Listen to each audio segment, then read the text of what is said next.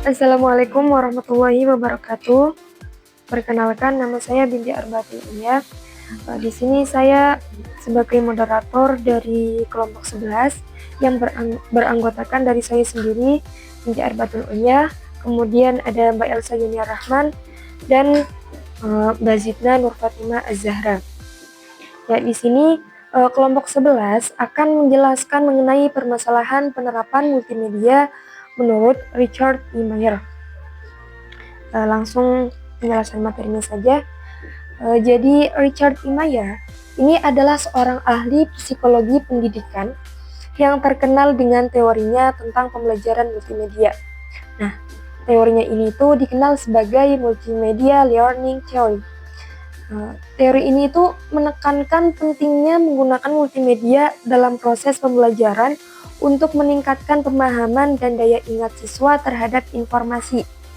Nah, meskipun teori ini itu menjanjikan, tetapi dalam penerapannya itu ada beberapa kendala atau masalah yang dihadapi. Jadi, teori Mayer ini itu menjelaskan bahwa menggunakan gambar, video, atau audio bersamaan dengan teks dalam pembelajaran itu dapat membuat siswa lebih mudah memahami dan mengingat materi pelajaran. Untuk permasalahan yang sering dihadapi dalam penerapan multimedia menurut teori Mayer itu nanti akan dijelaskan oleh Mbak Elsa Yunia Rahman dan Mbak Zidna Nur Fatimah Az-Zahra. Pada kali ini tuh permasalahan yang sering dihadapi dalam penerapan multimedia menurut teori Mayer. Yang pertama itu overload kognitif.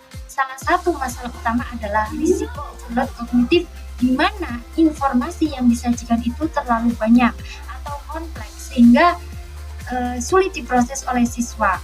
Ya, misal dalam pembelajaran bahasa Arab, misal kita memberikan video kepada siswa ya mengenai tentang proses pembelajaran bahasa Arab. Nah, di mana informasi tersebut itu kan banyak, kayak misal tentang mahfudot, tentang kosakata. Nah, di situ kan langsung banyak tuh, nggak bertahap. Jadi itu membuat siswa itu sulit untuk memproses atau mencerna apa materi yang telah disampaikan. Nah, Mayer itu menyarankan agar materi itu disajikan secara terstruktur dan sederhana untuk menghindari beban kognitif yang berlebihan. Nah, dari Mayer tersendiri memiliki saran agar penyampaian materi itu harus terstruktur. Jadi penyampaiannya itu harus pelan-pelan, itu sudah langsung banyak. Masalah yang kedua itu desain yang tidak efektif, di mana banyak aplikasi multimedia yang tidak dirancang dengan baik, seperti penggunaan gambar dan teks yang tidak sinkron atau animasi yang membingungkan para siswa. Misalnya dalam pengenalan huruf hijaiyah, terkadang dalam video pengenalan huruf hijaiyah itu emang di situ ada huruf hijaiyahnya, tetapi yang membuat bingung para siswanya di situ terdapat ada animasi misal kayak gambar atau gambar pohon, hewan, dan kartun. Jadi para siswa itu jadi sulit fokus apa yang disampaikan. Jadi malah lebih tertariknya oleh gambar-gambar yang ada. Yang ini dapat mengurangi efektivitas pembelajaran dan menyebabkan kebingungan siswa. Ketiga itu kurangnya interaktivitas. Multimedia itu hanya bersifat pasif. Kenapa? Karena misal kayak kita lewat video tuh. Nah, video itu hanya yang terlibat itu hanya cuma dari videonya. Jadi para siswanya hanya fokus cuma perhatikan. Jadi di situ tidak ada dialog antara yang menyampaikan dan yang disampaikan.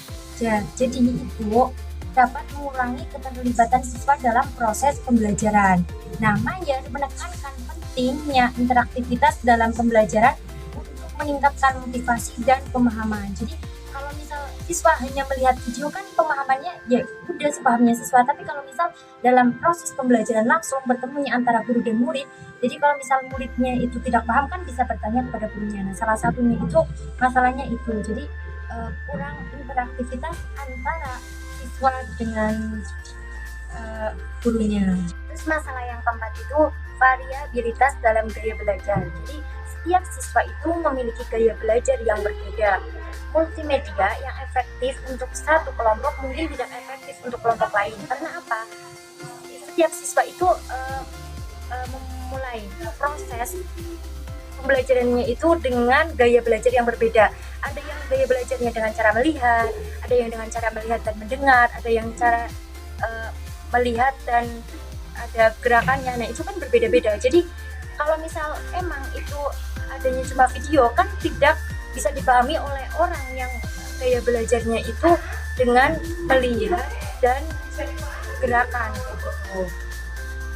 Hal ini memerlukan penyesuaian dalam desain materi agar dapat menjangkau berbagai jenis gaya belajar siswa.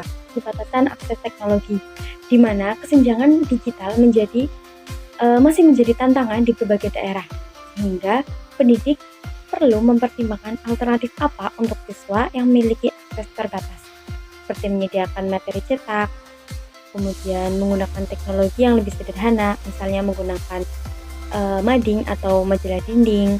Hal ini penting bagi siswa untuk memastikan bahwa semua siswa memiliki kesempatan yang sama untuk belajar. Kemudian poin yang keenam yaitu evaluasi efektivitas.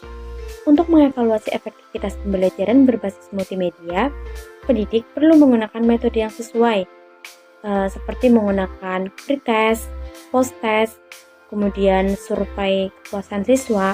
Data ini dapat memberikan wawasan tentang seberapa baik sih multimedia mendukung pemahaman dan retensi informasi.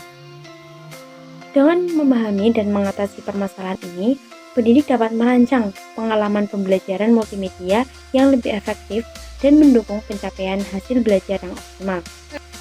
Ya, demikianlah itu tadi materi yang telah disampaikan.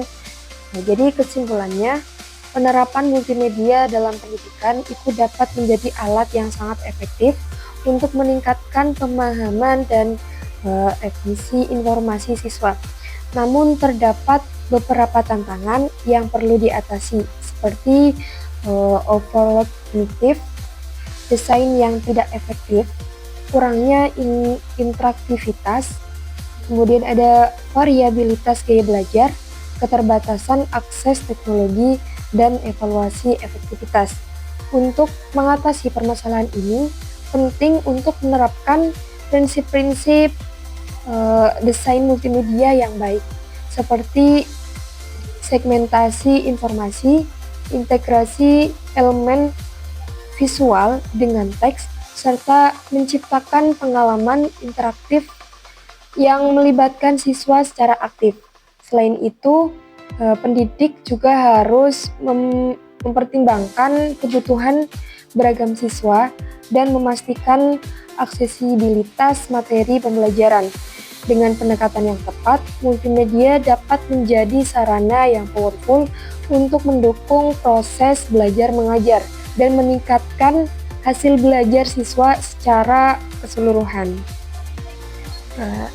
Ya, itu tadi penjelasan mengenai permasalahan penerapan multimedia menurut Richard E. Mayer.